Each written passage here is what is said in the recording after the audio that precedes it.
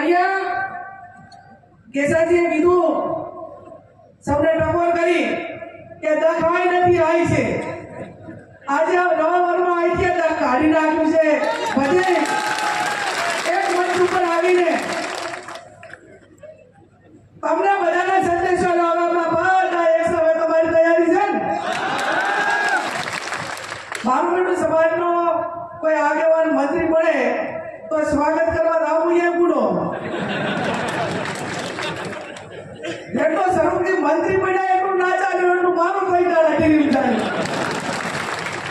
સર્વથી મંત્રી બન્યાને સ્વાગત કરવાની જવાબદારી એક વખત ને 10 વખત અમારી છે આજે જઈશું કાલે જઈશું અત્યારે ગયા ભવિષ્યમાં પણ જઈશું જ્યાં સમાજના માણસને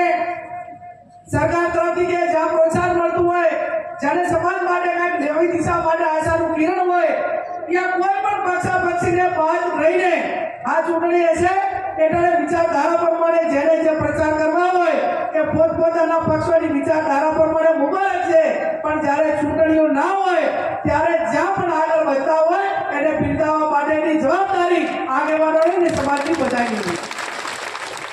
અને એમાં હું તો અલગ છું આ છે મોર આનંદ મને કોઈ એમ કે કેમ કહેતા એવી પૂછવા માટે ત્યાં તરીવરમાં આજ સુધી હિંમત ચાલી નથી કે તમે સમાજના સંમેલનમાં કેમ ગયા હતા આ વિચારધારાવાળું હતું આ કેમ ગયા હતા ફલાણું કેમ ગયા હતા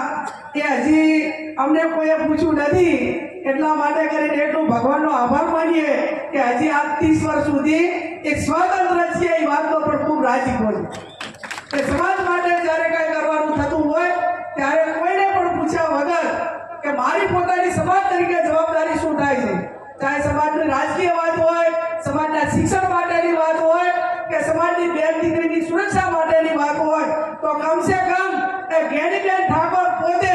અને બીજાને ભલામણ કરીને કેટલી મદદ કરી કે છે એ પોતે કરવા માટેની વ્યક્તિગત રીતે હર હંમેશા આઝાદી રાખી છે અને હું સમાજને ખાતરી આપું છું કે જ્યારે સમાજની અસ્તિત્વની વાત આવે બેન દીકરી માટેની વાત આવે શિક્ષણ માટેની વાત આવે સમાજની એકતા માટેની વાત આવે તો અમે કાંઈ જન્મ લીધો એ ટાઈમે કોઈ પક્ષમાં નતો લીધો ભાજપમાં નતો લીધો કોંગ્રેસમાં નતો લીધો અને બીજા કોઈમાં નતો લીધો સમાજમાં જન્મ લીધો છે અને સમાજની વાત આવે એ ટાઈમે સમાજથી ક્યારે પાછા ભૂતકાળમાં રહ્યા નથી અને ભવિષ્યમાં નહીં રહીએ એની હું સૌને સ્ટેજ ઉપરથી સમાજને સૌને ખાતરી આપું રાજકારણ એ સમાજ માટે જરૂરી છે સાહેબ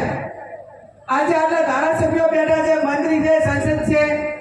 પોતપોતાના વિસ્તારની અંદર ધારાસભ્યની ગ્રાન્ટ હોય સંસદ સભ્યની ગ્રાન્ટ હોય એ ઘરના ભૂવા બેહાડેલા હોય તો દોડતા દોડતા નાળિયો એ થોડું ગરહામું થાય કે ના છે આજે હું સંસદ સભ્ય છું તો બનાસકાંઠાની અંદર વધારે ના કરી તો મને 5 કરોડ ફંડ મળે છે તો એમાં વરે 1 કરોડ રૂપિયા તો સમાજના શિક્ષણમાં આપી દઉં કે ના આપી દઉં તો કમસે કમ 5 વર્ષે તો 5 કરોડ રૂપિયાની તો સમાજને મદદ થાય કે ના થાય આ વિચાર એ સમાજ માટે અને ચૂંટણા પછી એનું પાલન કરીને એ પૈકીનું વર્તન કરીને કામ કરવું એ અમારા સૌના માટેની જવાબદારી છે અને એ પૈકીનું કામ એ શિક્ષણનું હોય સમૂહ લગ્નનું હોય સમાજની એકતાનું હોય વ્યસન મુક્તિનું હોય આ વ્યસન મુક્તિ માટે કરીને મેં અગાઉ કીધું એ પ્રમાણે કે ખાલી 12 મહિના 6 મહિના એ આગળ સમાજે એમ નક્કી કર્યું હતું ને કે પગ ઘસીને મરી જવું છે પણ દારૂ નથી પીવું તો સવારે 7 વાગે એને દારૂ વગર નહોતું ચાલતું ને એને નાખી દીધું સમાજનો આદેશ થયો હતો કે મારે સમાજ ભેગું રહેવું છે અને હું આ જાહેર સ્ટેજ ઉપર કહું છું કે કોઈ પણ શરૂઆત જે સુધારા કરવાના હોય સમાજના રીત રિવાજો માટેની વાત હોય એ આગલી વાડો તો લોહી નીકળશે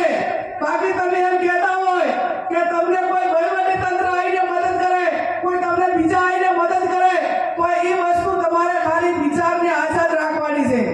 આ સમાજે નક્કી કર્યું તો 1 કે 12 મહિનાની અંદર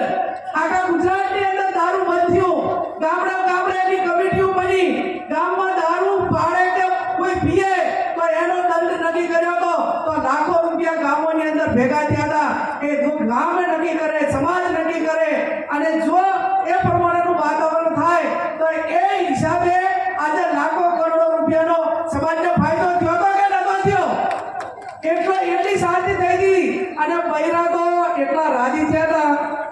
અલ્પેશભાઈનો હાથે બહુ સારું થાયું કે આ દારૂના ત્રાસમાંથી છોડાયા.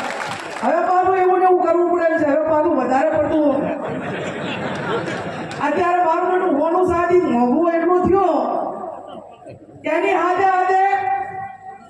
મારે કોઈ વહીવટી તંત્રની વાત નથી કરવી, પણ જ્યાં સુધી તમે કોઈ પણ વસ્તુ કુરિવાજો હોય, વ્યસન હોય કે કોઈ પણ પ્રકાર હોય, મેં અગાઉ કીધું એમ કે જાતે મનથી નક્કી કરવું પડશે, સમાજે નક્કી કરવું પડશે, આગેવાનોએ નક્કી કરવું પડશે. શું તમને પોલીસ આવીને એમ કહેશે કે તમે દારૂ બંધ કરો? તમને કોઈ ડીએસપી કહેશે? કોઈ તમને પીઆઈ કહેશે? તો ઠાકોર સમાજ દારૂ પીવાનું બંધ કરે ને અને વ્યસનોમાંથી, બધીઓમાંથી, અમુકમાંથી નીકળી જાય ને તો આ ત્રણના ધોરણના રોજગાર ઉપર મોટી અસર પડે. એક પેલી પોલીસ, વકીલ અને ડોક્ટર, આ ત્રણમાં તો મંદી આવે ને આવે. ભાઈ કેવાજી દારૂ પીએ એટલે બાજાર ઝઘડા થાય એટલે પોલીસ કેસ થાય એટલે પાછો વકીલ ગોતવો પડે અને એના વચ્ચે પાછું બધા ભાગે વધો ડોક્ટર લાવો. વાત સાચી ખોટી? આટલા તો બાંધેલા. જો એક જણો દારૂ પીને કાંઈ કરે